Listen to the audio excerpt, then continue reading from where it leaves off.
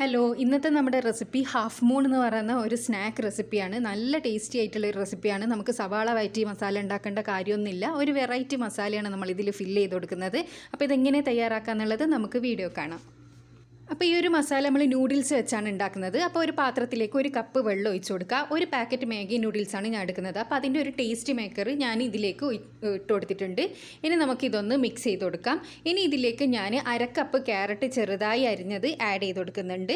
പിന്നെ ഞാൻ എടുത്തിരിക്കുന്നത് ഒരു ചെറിയ മാഗിയുടെ കറി ഫ്ലേവർ നൂഡിൽസാണ് കേട്ടോ. അപ്പോൾ ഇത് ഞാൻ ഇതിലേക്ക് ആഡ് ചെയ്ത് കൊടുക്കുകയാണ്. അപ്പോൾ ഇത് നമ്മൾ അധികം അങ്ങനെ പൊടിച്ചിട്ട് കൊടുക്കാൻ പാടില്ല, കുറച്ച് നീളത്തിൽ തന്നെ കിട്ടണം. അപ്പോൾ ഇത് ജസ്റ്റ് ഒന്ന് പൊട്ടിച്ചെടുത്തതിന് ശേഷം ഞാനിതൊന്ന് വേവിച്ചെടുക്കുകയാണ്. സാധാരണ നമ്മൾ മാഗി നൂഡിൽസ് ഉണ്ടാക്കി എടുക്കൂലേ, അതുപോലെ എടുക്കുക. അപ്പോൾ ഒന്ന് അടച്ച് വെച്ചതിന് ശേഷം ഞാൻ ഇതൊന്ന് വേവിച്ചെടുക്കട്ടെ. ഏകദേശം ഒരു 5 മിനിറ്റ് കൊണ്ട് നമ്മുടെ വെള്ളമെല്ലാം വെച്ച് നമ്മുടെ നൂഡിൽസ് ഇവിടെ റെഡി ആയിട്ടുണ്ട്. എല്ലാവർക്കും നൂഡിൽസ് ഉണ്ടാക്കി എടുക്കാൻ അറിയാമല്ലോ, അതുപോലെ തന്നെ വേറെ പ്രത്യേകിച്ച് പണിയൊന്നുമില്ല. ഇനി ഇതിലേക്ക് ഞാൻ അവസാനമായിട്ട് കുറച്ച് ക്യാപ്സിക്കം അരിഞ്ഞത് കൂടി ആഡ് ചെയ്ത് കൊടുത്തിട്ടുണ്ട്.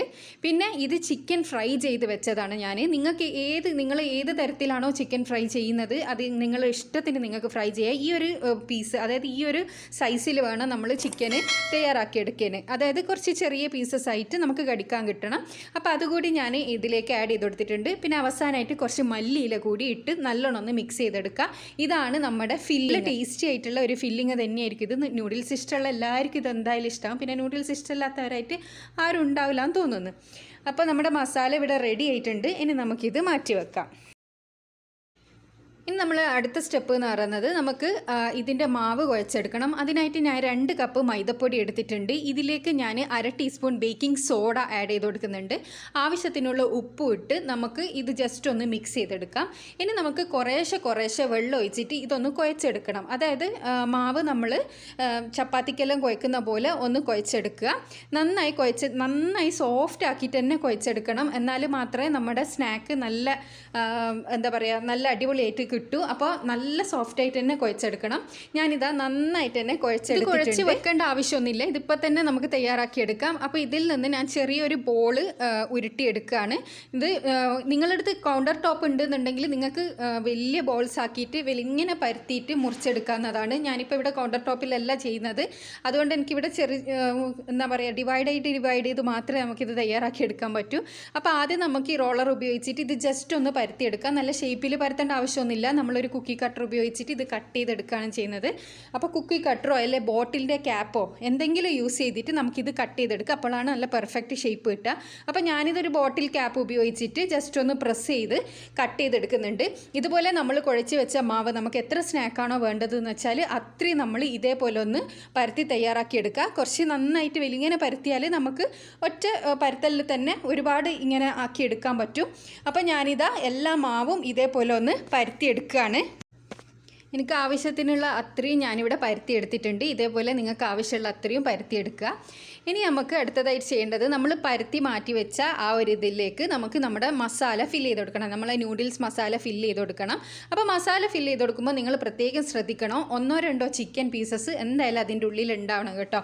അപ്പോൾ ഇതിൻ്റെ വലിപ്പമല്ല, നിങ്ങൾ ഓരോരുത്തർ ടോപ്പിനനുസരിച്ചിട്ടെല്ലാം ഉണ്ടാകുക. അതിനനുസരിച്ചിട്ട് മസാല ഓവറായിട്ട് ഫില്ല് ചെയ്യാണ്ട് കുറച്ച് ഫില്ല് ചെയ്ത് കൊടുത്തിട്ട് ചിക്കൻ പീസ് വെക്കുന്ന കാര്യം മറക്കണ്ട. ഇതേപോലെ ഒന്ന് മടക്കിയെടുക്കുക. മൈദപ്പൊടി ആയതുകൊണ്ട് തന്നെ നമുക്കിത് നന്നായിട്ട് ഒട്ടിക്കിട്ടും. പ്രത്യേകിച്ച് വേറൊന്നും ആക്കേണ്ട ആവശ്യമൊന്നുമില്ല.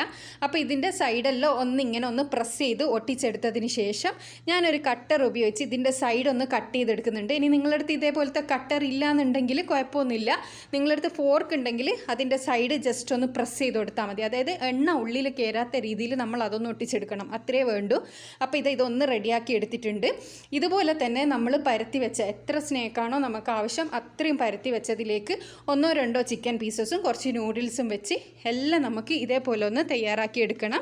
അപ്പോൾ നല്ല ടേസ്റ്റി ആയിട്ടുള്ള ഒരു സ്നാക്കാണിത്. കുട്ടികൾക്കെല്ലാം നന്നായി ഇഷ്ടപ്പെടും. പിന്നെ ഒരു വെറൈറ്റിയും കൂടിയാണ്. നമുക്ക് സവാളയൊന്നും അധികം വഴറ്റിയൊന്നും സമയം കളയേണ്ട ആവശ്യമില്ല. പെട്ടെന്ന് തയ്യാറാക്കി എടുക്കാനും പറ്റും. പിന്നെ അധിക പേരും ഇങ്ങനൊരു റെസിപ്പി ട്രൈ ചെയ്തിട്ടും ഉണ്ടാവില്ല. നിങ്ങൾ ട്രൈ ചെയ്തിട്ടില്ല എന്നുണ്ടെങ്കിൽ നിങ്ങൾ തീർച്ചയായിട്ടും ഇതൊന്ന് ട്രൈ ചെയ്ത് നോക്കണം. പിന്നെ ഇതേപോലെ പൊടി കുഴക്കാതെ നിങ്ങൾക്കിത് ബ്രെഡിലും ചെയ്തെടുക്കാം കേട്ടോ. അപ്പോൾ ഇത് നമ്മുടെ കംപ്ലീറ്റ് ഞാനിത് തയ്യാറാക്കി എടുത്തിട്ടുണ്ട്. ഇനി അടുത്തതായിട്ട് വേണ്ടത് ഒരു മുട്ട പൊട്ടിച്ചൊഴിക്കുക. എന്നിട്ട് നന്നായിട്ടൊന്ന് ബീറ്റ് ചെയ്തെടുക്കുക. പിന്നെ കുറച്ച് ബ്രെഡ് ക്രംസും കൂടി ഞാൻ എടുത്ത് വെച്ചിട്ടുണ്ട്. അപ്പോൾ നമുക്കിതൊന്ന് ബ്രെഡ് ക്രംസിൽ റോൾ ചെയ്യാൻ വേണ്ടിയിട്ടാണ്. അപ്പോൾ നമ്മൾ ഇത് ആദ്യം ഒന്ന് മുട്ടയിലേക്ക് ഡിപ്പ് ചെയ്തെടുക്കാം. മുട്ടയിലേക്ക് നന്നായി ഡിപ്പ് ചെയ്തെടുത്തതിന് ശേഷം നമുക്കിത് ബ്രെഡ് ക്രംസിലിട്ടിട്ടൊന്ന് റോൾ ചെയ്തെടുക്കാം. ബ്രെഡ് ക്രംസ് നന്നായിട്ട് ഇതിൻ്റെ മേലെ ഒട്ടി നിൽക്കുന്ന രീതിയിൽ നന്നായിട്ട് തന്നെ കോട്ട് ചെയ്തെടുക്കണം. ഇതുപോലെ തയ്യാറാക്കിയിട്ട് നമ്മൾ മുഴുവനും ഇതേപോലെ മുട്ടയിൽ ഡിപ്പ് ചെയ്ത് ബ്രെഡ് ക്രംസിൽ റോൾ ചെയ്തിട്ട് നമുക്ക് മാറ്റി വെക്കാം. അപ്പോൾ ഇതാ ഞാനിതാ കംപ്ലീറ്റ് തയ്യാറാക്കി എടുത്തിട്ടുണ്ട്. ഇത് നിങ്ങൾക്ക് വേണമെങ്കിൽ ഒരു 5 മിനിറ്റ് ഫ്രിഡ്ജിൽ വെക്കുകയെന്നാണെങ്കിൽ നല്ല പെർഫെക്റ്റ് ആയിട്ട് കിട്ടും. ഇനി ഫ്രിഡ്ജിൽ വെച്ചിട്ടില്ലെങ്കിലും കുഴപ്പമില്ല, സമയമൊന്നും ഇല്ലെങ്കിൽ പെട്ടെന്ന് തന്നെ പൊരിച്ചെടുക്കാം. ഫ്രിഡ്ജിൽ വെച്ചാൽ കുറച്ചും കൂടി നല്ല പെർഫെക്റ്റ് ആയിട്ട് നല്ല ക്രിസ്പി ആയിട്ട് കിട്ടും. അതുകൊണ്ടാണ് പറഞ്ഞത്. അപ്പോൾ ഞാനിത് ഫ്രൈ ചെയ്യാൻ വേണ്ടിയിട്ടുള്ള ഓയിൽ ഓൾറെഡി ചൂടാക്കി എടുത്തിട്ടുണ്ട്. നന്നായി ചൂടായ ഓയിലിലേക്ക് നമ്മൾക്ക് ഇത് ഓരോന്നായിട്ട് ഇട്ട് കൊടുക്കുക. അധികം ഓവറായിട്ട് ഇട്ട് കൊടുക്കരുത്. നമ്മൾ പാനിൻ്റെ വലിപ്പത്തിനനുസരിച്ചിട്ട് മാത്രം ഇട്ട് കൊടുക്കുക. ഞാൻ ഇപ്പോൾ ഇത് 3 എണ്ണം മാത്രമേ ഇട്ട് കൊടുക്കുന്നുള്ളൂ. ഇത് 5 മിനിറ്റ് ഒരു മീഡിയം ഫ്ലെയിമിൽ ഇട്ടിട്ട് 2 ഭാഗവും നമുക്കൊന്ന് ബ്രൗൺ കളറാക്കി എടുക്കണം.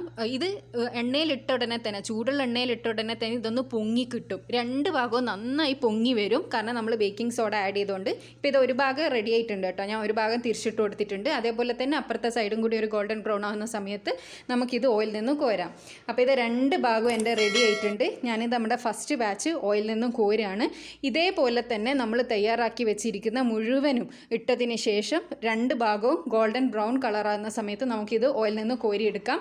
പിന്നെ 2 ഭാഗവും നന്നായി പൊങ്ങി കിട്ടുകയും ചെയ്യും. 2 ഭാഗം നന്നായി പൊങ്ങിയാൽ തന്നെ അത് വെന്ത് കിട്ടിയിട്ടുണ്ടാവും. പിന്നെ ജസ്റ്റ് ഒരു ബ്രൗൺ കളറാക്കി എടുക്കണമെന്നേ ഉള്ളൂ. അപ്പോൾ ഇത് നമ്മുടെ 2 ഭാഗവും റെഡി ആയിട്ടുണ്ട്. ഞാനിത് ഓയിലിൽ നിന്ന് കോരിയെടുക്കുകയാണ്. ഇനി നമുക്കിതൊരു പ്ലേറ്റിലേക്ക് സെർവ് ചെയ്തെടുക്കാം. അപ്പോൾ ഇത് ഞാനിതൊരു പ്ലേറ്റിലേക്ക് സെർവ് ചെയ്തെടുത്തിട്ടുണ്ട് കേട്ടോ. നിങ്ങൾ ഓരോരുത്തരുടെ ഇഷ്ടത്തിനനുസരിച്ചിട്ട് നന്നായിട്ട് തന്നെ സെർവ് ചെയ്തെടുക്കാം. ഞാനിത് ടേസ്റ്റ് ഗ്യാരണ്ടി തരാം. തീർച്ചയായിട്ടും ഇതെല്ലാവർക്കും ഇഷ്ടപ്പെടും. കുട്ടികൾക്കെല്ലാം ഫേവറേറ്റ് ആയിരിക്കും ഇത്. അപ്പോൾ എല്ലാവരും ഇതൊന്ന് ട്രൈ ചെയ്ത് നോക്കുക. ഒരു വെറൈറ്റി സ്നാക്ക് റെസിപ്പിയാണ്. എന്നും നമ്മൾ ഉണ്ടാക്കുന്ന മസാലയിൽ നിന്ന് മാറ്റിപ്പിടിക്കാം. സവാളയൊന്നും വഴറ്റാണ്ട് വളരെ പെട്ടെന്ന് തയ്യാറാക്കി എടുക്കാൻ പറ്റുന്ന നല്ലൊരു സ്നാക്ക് റെസിപ്പിയാണ്. അപ്പോൾ എല്ലാവരും ഇതൊന്ന് ട്രൈ ചെയ്ത് നോക്കണം. പിന്നെ എന്നും പറയുന്നത് പോലെ തന്നെ ചാനൽ സബ്സ്ക്രൈബ് ചെയ്യാത്തവരാണെങ്കിൽ ഒന്ന് സബ്സ്ക്രൈബ് ചെയ്തതിന് ശേഷം അടുത്തുള്ള ബെൽ ബട്ടൺ കൂടി ക്ലിക്ക് ചെയ്യുക. Thanks for watching.